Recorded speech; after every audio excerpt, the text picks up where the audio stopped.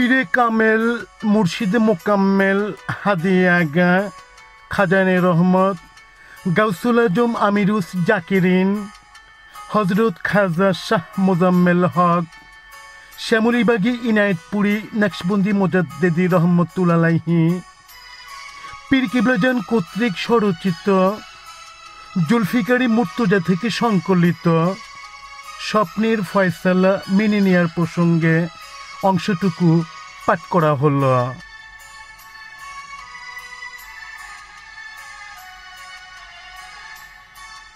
স্বপ্নের ফয়সালা মেনে নেয়ার প্রসঙ্গে লেখকের উপরোক্ত শীর্ষক প্রবন্ধটি আগাগোড়া পাঠ করলাম। ফি সাবিলিল্লাহ, মানুষকে হিদায়েত করা কিংবা সৎপথ দেখানো এক জিনিস, আর উদ্দেশ্যমূলকভাবে নিজের ইচ্ছে মতো মন গড়া উক্তির প্রয়োগ সম্পূর্ণ পৃথক জিনিস। তার ওই প্রবন্ধের প্রারম্ভ হতে কিছুটা উদ্ধৃতি দিলাম। পীর সাহেবদের দরবারের সবচেয়ে বড় বৈশিষ্ট্য হলো এই যে এখানে সবসময় স্বপ্নের রাজত্ব কায়েম থাকে। কে কত বেশি এবং ভালো স্বপ্ন দেখতে পারে মুরিদ মুসাহিবদের মাঝে তা নিয়ে প্রবল প্রতিযোগিতা চলে। ফলে তাদের কেউ কেউ যে বানানো স্বপ্ন না বলে এমন কথা জোর করে বলা যায় না। কেননা যে যত ভালো স্বপ্ন দেখবে এবং স্বপ্নযোগে হুজুর কেবলার বেলায়েত ও উচ্চ মর্যাদা প্রমাণ করতে পারবে, হুজুরের দোয়া ফয়েজ এবং স্নেহাশিস সেই পাবে সবচেয়ে বেশি। কাজেই ওই দরবারে স্বপ্ন দেখতেই হবে। স্বপ্ন না দেখি কোনো উপায় আছে? ওই দরবারের লোকেরা চোখ বুঝলেই স্বপ্ন দেখতে পায়। স্বপ্ন যেন এদের জন্য এমন পাগল হয়ে বসে থাকে যে কোনো সময়ই তা এদের চোখের সামনে ভেসে ওঠার জন্য প্রস্তুত হয়ে থাকে। তারা জেগে জেগেও স্বপ্ন দেখে। অনেক সময় তা হুজুর কেবলাকে খুশি করার জন্য সুন্দরভাবে সাজিয়ে গুজিয়ে দরবারে পেশ করে। শুধু তাই নয়, শরীয়তের দৃষ্টিতে ভালো মন্দ জায়েজ নাজায়েজ স্বপ্নকেও এখানে স্বপ্ন দ্বারাই ফয়সালা গ্রহণ করা হয়। একজন হয়তো বলল, আমি হুজুরকে স্বপ্নে দেখেছি তিনি এই কাজটি করতে নিষেধ করেছেন, অমনি সেই কাজ পরিত্যাগ করা হলো। কিংবা তিনি অমুক কাজ করতে বলেছেন, অতএব সঙ্গে সঙ্গে সেই কাজ করতে শুরু করা হলো। কেউ বলল, আমি নবী করিম সাল্লাল্লাহু আলাইহি ওয়াসাল্লামকে স্বপ্নে দেখেছি তিনি এই কাজটি আমাকে করতে আদেশ করেছেন, আর অমনি সেই কাজ করতে শুরু করে দেয়া হলো। কিংবা কোনো কাজ করতে তিনি নিষেধ করেছেন বলে তা বন্ধ করা হলো। এ ব্যাপারে শরীয়তের ফয়সালা যে কি সেদিকে আদৌ তাকিয়েও দেখা হয় না। শরীয়ত কি বলে সে কথা জিজ্ঞেস করার কোনো প্রয়োজনই তারা বোধ করে না। এভাবে স্বপ্নের উপর নির্ভরতা, স্বপ্ন দ্বারা পরিচালিত হয়ে স্বপ্নের ভিত্তিতে কোনো কাজ করা বা কোনো কাজ না করা পীর পূজকদের নীতি, কোনো শরীয়তপন্থীদের এ নীতি নয়।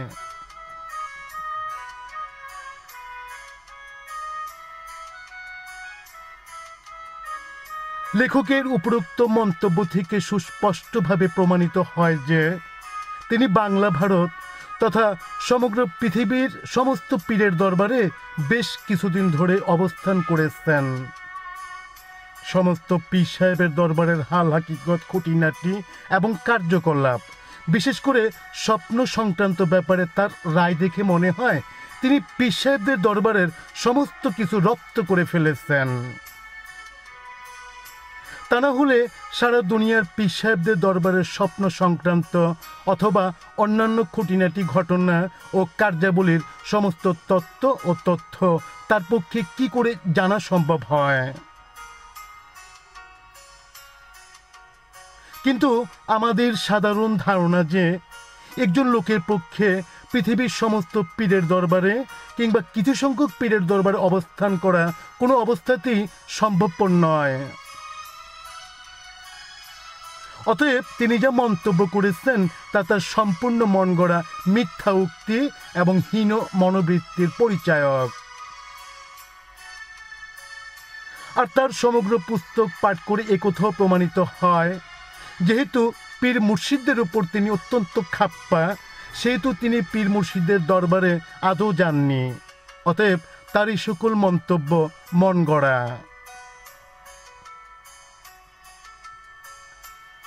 দ্বিতীয়ত, হতে পারে তিনি যদি কোনো পীরের পদসেবা না করেও থাকেন, তবে তার কাশফ এবং এলহাম পুরোপুরি খোলা আছে, যার সাহায্যে তিনি বাংলা ভারত তথা পৃথিবীর সমস্ত পীর মুর্শিদের দরবারের খুঁটিনাটি হাল হাকিকত সম্বন্ধে অবগত আছেন। কিন্তু তাও সত্যি নয়, যেহেতু তিনি তার নিজ পুস্তকে তার ক্ষুরধার যুক্তির সাহায্যে এ যুক্তি খণ্ডন করেছেন। অর্থাৎ তিনি অলি আল্লাহদের কাশফ, এলহাম, তথ্য, গায়বী এলেমে বিশ্বাসী নন।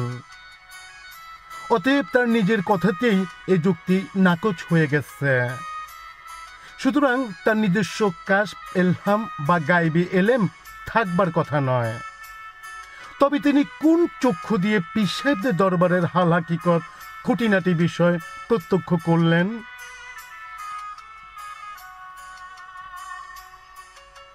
উপরোক্ত দুটো মন্তব্যই যদি সঠিক না হয়, তবে মাওলানা সাহেবের প্রবন্ধের চরম অভিমত প্রকাশ করবার আর একটি মাত্র পথই খোলা রইল, তা হল ইসলামের দৃষ্টিতে অত্যন্ত ঘৃণিত গীবতের পথ। এখন আমরা বাংলা ভারত তথা পৃথিবীর কোটি কোটি পীর ভক্ত খাঁটি মুসলমানদের পক্ষ হতে জনাব লেখক সাহেবকে জিজ্ঞেস করি, তিনি উপরোক্ত তিন পথের কোনটির সাহায্যে এমন জঘন্য মন্তব্য করেছেন? নিশ্চয়ই তিনি অবগত আছেন মুসলমানদেরকে অযথা অন্যায়ভাবে হিংসা করা আল্লাহ ও রসুলের বাণী অনুযায়ী সম্পূর্ণরূপে ইসলাম দ্রোহিতা এবং ফাসিকি। তিনি নিজে তো তার পুস্তকে বহু উপদেশ খয়রাত করেছেন, কিন্তু নিজে তা পালন করেছেন কোথায়?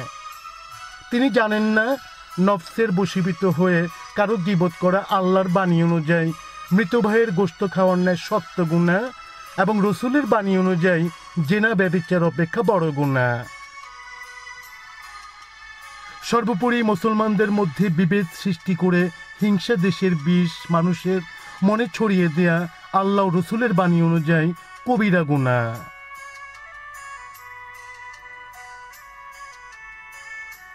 অলি আল্লাহগণ রসুলের জামানত ছিলেন, যেমন হজরত ওয়াইস কর্ণী রাদিয়াল্লাহু তাআলা আনহু, সালমান ফার্সি, খোলাফায়ে রাশেদা, হজরত আবু হুরায়রা, হজরত আনাস রাদিয়াল্লাহু তাআলা আনহু, হজরত বিল্লাল রাদিয়াল্লাহু তাআলা আনহু, হজরত আবদুল্লাহ ইবনে আব্বাস প্রভৃতি। এছাড়া আল্লাহর প্রিয় পাত্র তাবিন ও তাবে তাবিনের জামানাতেও অসংখ্য অলি আল্লাহ বর্তমান ছিলেন, ইতিহাস এর নজির বহন করে। বর্তমান জামানায়ও আল্লাহ প্রিয় পাত্র আছেন, যাদের ওয়াসিলায় আল্লাহ দুনিয়াকে আযাব গজব থেকে রক্ষা করে থাকেন।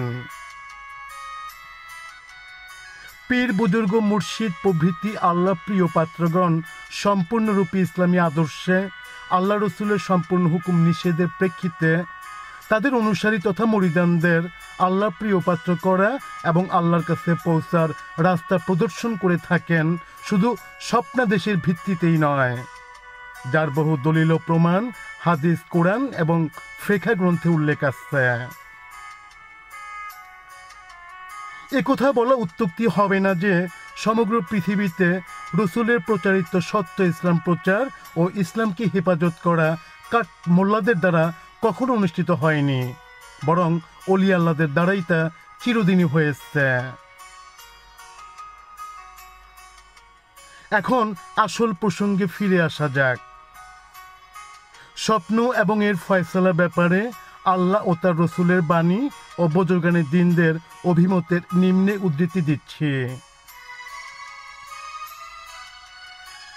সুস্বপ্ন বা রুয়ায়ে সাদেকা বা খাবে সালে আল্লাহর তরফ থেকে মুমিনদের প্রতি সরাসরি সুসংবাদ বা নির্দেশ। আল্লাহর বাণী এবং রসুলের বাণী এর সুস্পষ্ট সাক্ষ্য দেয়।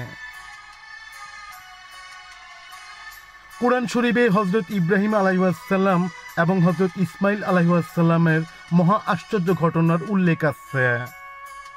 আল্লাহর খলিল ও মহাপ্রেমিক হযরত ইব্রাহিম আলাইহিসসালাম এবং তৎপুত্র হযরত ইসমাইল আলাইহিসসালাম আল্লাহর প্রেম এবং ইশকের প্রতি যে চরম আস্থা এবং নজিরবিহীন নজির স্থাপন করেছিলেন তা সমগ্র বিশ্বের মুসলিমদের জন্য চরম এবং পরম আদর্শ।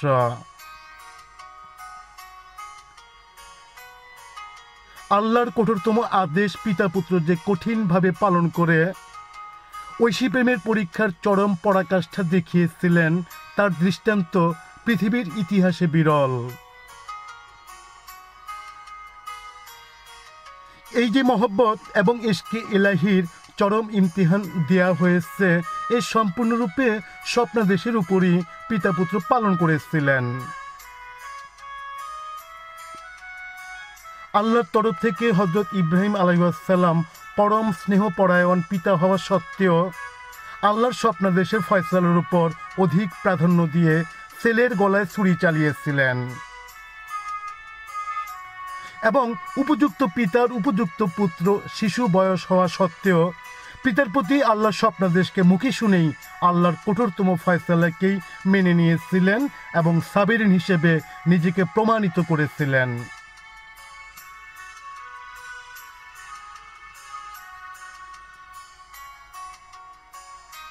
স্বপ্নে প্রদত্ত আল্লাহ পাকের এই আদেশকে শুধু ইব্রাহিম আলাইহিসসালাম ইসমাইল আলাইহিসসালামই পালন করেননি, বরং আমার দিনের নবী তা জীবন ভর পালন করেছেন। সাহাবায়ে কিরাম তা পালন করেছেন এবং বিশ্ব মুসলিমের প্রতি আল্লাহর এই স্বপ্নাদেশকে ওয়াজিব হিসেবে পালন করার জন্য কঠোর তাম্বি করেছেন।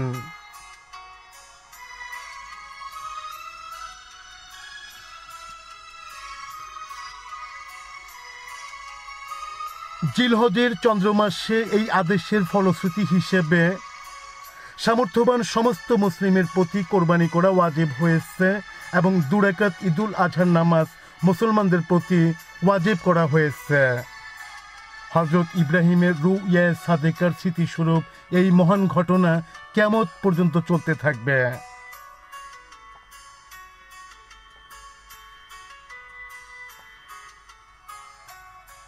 এছাড়া কোরআন শরীফে ও হাদিস শরীফে হযরত ইউসুফ আলাইহিসসালাম, ইয়াকুব আলাইহিসসালাম এবং ফেরাউনের স্বপ্ন বৃত্তান্ত বিস্তারিতভাবে বর্ণিত হয়েছে। হযরত ইউসুফ আলাইহিসসালাম বাল্য বয়সে স্বপ্নে দেখেছিলেন 11টি নক্ষত্র, চাঁদ এবং সূর্য তাকে সিজদা করছে। বহু বাধা বিপত্তি এবং তার উপর অকথ্য লাঞ্ছনা, গঞ্জনা এবং নির্যাতনের বহু বছর পর তার পরিণত বয়সে এই স্বপ্নের মর্মার্থ সঠিকভাবে ফলে গিয়েছিল। তিনি মিশরের কর্তৃত্বভার পেয়েছিলেন। তার 11টি ভাই নক্ষত্র সদৃশ্য এবং বাপ মা চাঁদ সূর্য সদৃশ্য ইউসুফ আলাইহিসসালামকে সিজদা তাজিমি করেছিলেন। আল্লাহ এর ফয়সালা স্বপ্ন মারফত হযরত ইউসুফকে বহু পূর্বেই অবহিত করেছিলেন। হযরত ইউসুফ আলাইহিসসালামের সঙ্গেই বিধর্মী বাদশাহ ফেরাউনের স্বপ্নের উল্লেখ কুরআন ও হাদিসে রয়ে গেছে।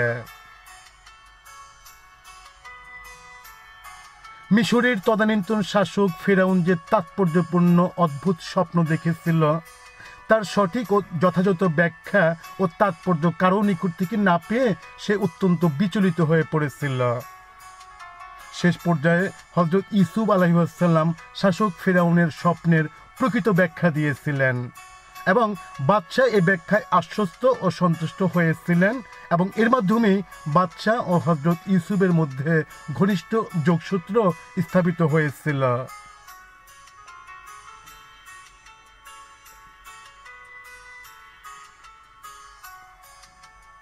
এই স্বপ্নের অর্থ পরবর্তী যুগে সম্পূর্ণরূপে ফলে গিয়েছিল এবং বিধর্মী বাদশাহ হলেও মহান আল্লাহ দেশকে রক্ষা করার উদ্দেশ্যে দেশের ভবিষ্যৎ বিপদ ও তার প্রতিকারের উপায় বাদশাহকে স্বপ্নযুগে হুঁশিয়ার করে দিয়েছিলেন। হজরত ইউসুফ আলাইহিসসালামের ব্যাখ্যা ও উপদেশক্রমে ফেরাউন দেশে জরুরি ভিত্তিক কর্মপন্থা গ্রহণ করায় ও শস্য মজুত রাখার ফলে দেশ দীর্ঘদিন ব্যাপী দুর্ভিক্ষ হতে রক্ষা পেয়েছিল। হজরত ইউসুফ আলাইহিসসালাম ও তার বর্ণিত খাবের তাবির তদানীন্তন মিশর রক্ষা পাওয়ার ওয়াসিলা স্বরূপ হয়েছিল। তদানীন্তন মিশরাধিপতির কারাগারের দুজন বন্দির খাবের ব্যাখ্যাও হজরত ইউসুফ আলাইহিসসালাম করে দিয়েছিলেন এবং বন্দীদের প্রতি আল্লাহর ফয়সালা স্বপ্ন মারফত জানানো হয়েছিল এবং একজন বন্দী মৃত্যুদণ্ড পেয়েছিল ও কজন মুক্তি লাভ করেছিল।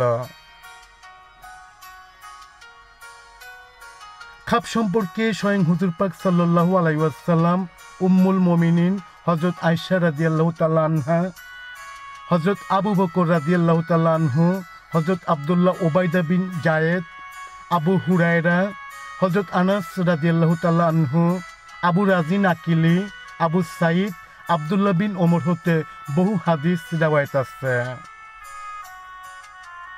আয়াতে কোরআন লাহুমুল বুশরাফিল হায়াতিদ দুনিয়া, অর্থাৎ তাদের জন্য পার্থিব জীবনে সুসংবাদ রয়েছে। এ ব্যাপারে বিশিষ্ট সাহাবী আবু দারদা রাদিয়াল্লাহু তাআলা আনহু হুজুর সাল্লাল্লাহু আলাইহি ওয়াসাল্লামকে জিজ্ঞেস করলে তিনি ইরশাদ করেছিলেন, এই আয়াত নাজিল হওয়ার পর তুমি ছাড়া আর কেউ আমার নিকটের ব্যাখ্যা জিজ্ঞেস করেনি। এ হচ্ছে উত্তম খাপ যা মুসলমানরা দেখে থাকেন কিংবা মুসলমান সম্পর্কে দেখানো হয়ে থাকে। এই বুশরা সংবাদ মারফত মুসলমানই আল্লাহর তরফ থেকে আদেশ ও নির্দেশ অবগত হয়ে জীবন চলার পথে সতর্ক হতে পারে। নবী দোজাহা ফজর নামাজ আনতে মুক্তাদিগণের দিকে মুখ ফিরিয়ে জিজ্ঞেস করতেন রাত্রে তারা কি কি খাব দেখেছে। নিজে তিনি খাবের তাবির করতেন এবং সাহাবাদেরকে তাবির করতে নির্দেশ দিতেন। এর বহু নজির রয়ে গেছে। শ্রেষ্ঠ সুফি দার্শনিক ইমাম আল গাজ্জালি রহমতুল্লাহ আলাইহি এবং হজরত আনাসের ভৃত্য বিশিষ্ট তাবিন হজরত ইবনে শিরিন রহমতুল্লাহ আলাইহি বিশিষ্ট ব্যাখ্যাকারী ছিলেন এবং বিশ্বাস করতেন খাবো এর ফয়সালা আল্লাহর তরফ হতে হয়ে থাকে।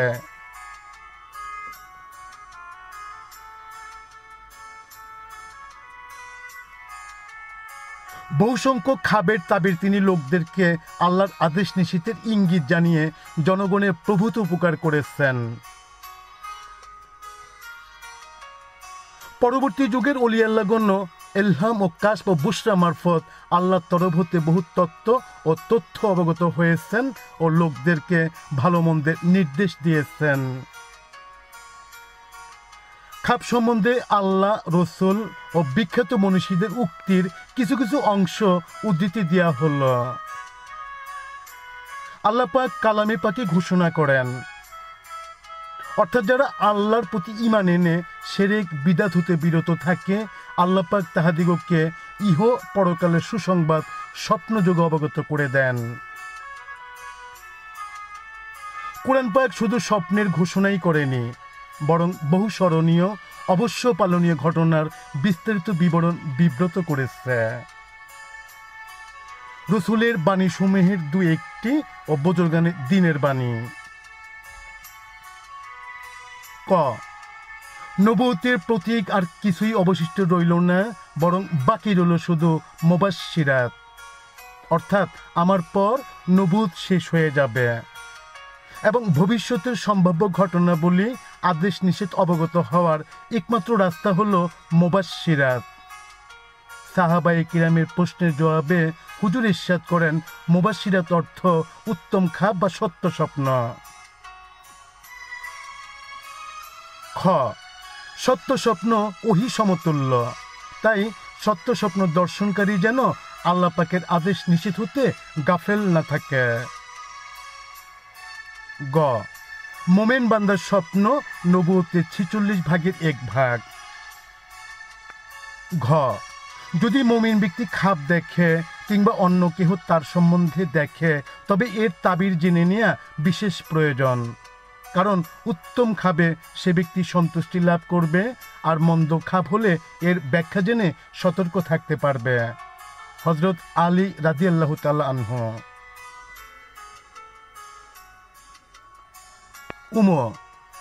যে কোনো স্বপ্নই হোক, উহা শুধু কাল্পনিক ও নিরর্থক নহে, নিশ্চয়ই এর কোনো তাৎপর্য আছে। ইমাম গাজ্জালি। এছাড়া হযরত গাজ্জালির স্বপ্ন ব্যাপারে বহু মতবাদ ও উপদেশ রয়ে গেছে।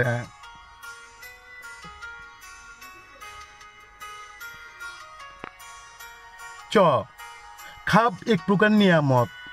এ নিয়ামত দ্বারাই রাসূলুল্লাহ সাল্লাল্লাহু আলাইহি ওয়াসাল্লাম নবুয়তের সুসংবাদ এবং জিবরাইল আলাইহিস সালামের সাক্ষাৎ লাভ করেছিলেন। আব্দুল্লাহ ইবনে আব্বাস। যখন মানবাত্মা ইন্দ্রিয় হতে অবসর লাভ করে তখন সে রুহানিয়তের দিকে ঝুঁকে পড়ে। এ সময় স্বপ্নে যে অবস্থা দৃষ্ট হয় তাই রুইয়ায়ে সাদেকা বা সত্য খাব। ইবনে খালদুন।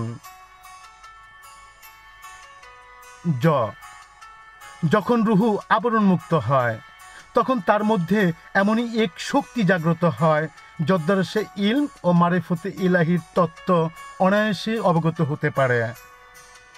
খাবের মাধ্যমে শুধু এরূপ তত্ত্বজ্ঞান লাভ হতে পারে, এও এক প্রকার খোদাই তালিম। শাহ অলিউল্লাহ মুহাদ্দিসি দেহলভী রহমতুল্লাহ আলাইহি। ইতিহাস ও হাদিস শরীফে স্বয়ং হুজুর পাক সাল্লাল্লাহু আলাইহি ওয়াসাল্লামের বহু প্রামাণ্য খাবের বর্ণনা রয়ে গেছে। যেমন হুজুরের পরে দুজন মিথ্যা নবীর আবির্ভাবের খবর। নবীর মদিনায় হিজরতের পেশ খবর স্বপ্ন মারফত হয়েছিল। হযরত ওমরের খাব, যদ্বারা কোনো আজমি লোক তাকে শহীদ করবে জানতে পেরেছিলেন ও তাবির করেছিলেন। হযরত উসমান তার শাহাদাত সম্বন্ধে পূর্ব রাত্রেই খাব মারফত অবগত হয়েছিলেন এবং তার স্ত্রীকে পরদিন ভোরে তা অবহিত করেছিলেন। ইমাম আজম হযরত ইমাম আবু হানিফা নোমান বাল্য অবস্থায় হুজুর পাকের মাজারে হুজুরের পবিত্র অস্তিত্বসমূহ সঠিকভাবে সংযোগ করার ব্যাপারে খাব মারফত তার ভবিষ্যৎ জীবনের অত্যুজ্জ্বল দ্বীনী খেদমত এবং ফিকহ ও সুন্নাহ শাস্ত্রে যে অপূর্ব অবদান রেখে গেছেন তার ইঙ্গিত অবগত হয়েছিলেন। এমন দ্বীনী অবদান তিনি স্থাপন করেছিলেন যে সমগ্র মুসলিম জাহান তার কাছে চিরঋণী, এবং এই সুখবর স্বপ্ন মারফত তিনি লাভ করেছিলেন। হযরত ইমাম শাফি তার ইন্তিকালের খবর স্বপ্ন মারফত অবগত হয়েছিলেন। তার বিশ্বস্ত অনুচর হযরত আদম আলাইহিস সালামের মৃত্যুর খবর পেয়েছিলেন। হাকিকতে উহাই হযরত শাফির ইন্তিকালের ইঙ্গিত। এরূপ শত শত বুজুর্গানের দিন খাব, বুশরা, এলহাম ও কাশফ মারফতে আল্লাহর তরফ হতে বহু গায়েবী খবর পেয়েছেন এবং মুমিনগণ এখনো পেয়ে থাকেন।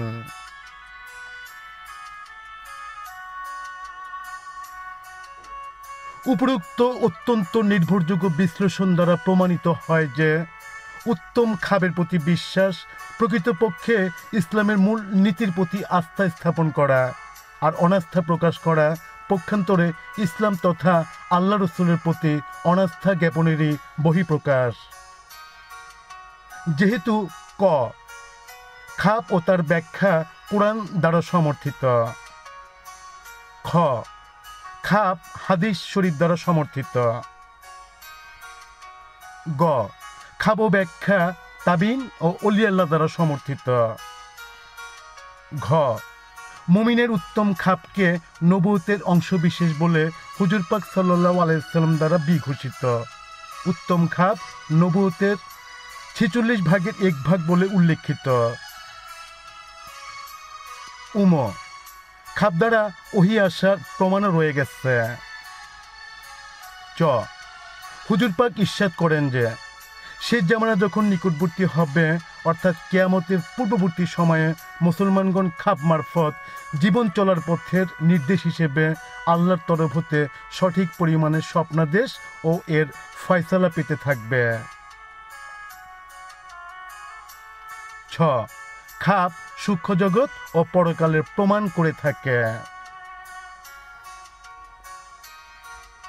উপরোক্ত সমালোচনা হতে পরিষ্কার রূপে প্রমাণ হলো যে খাপ ও এর ফয়সালায় বিশ্বাস বিদাত তো নয়, বরং একে অবিশ্বাস করা ও বিদাত বলে অভিহিত করাই মস্ত বড় বিদাত, ইসলাম দ্রোহিতা ও আল্লাহ রসুলের বাণীতে অনাস্থা অর্থাৎ বেঈমানি।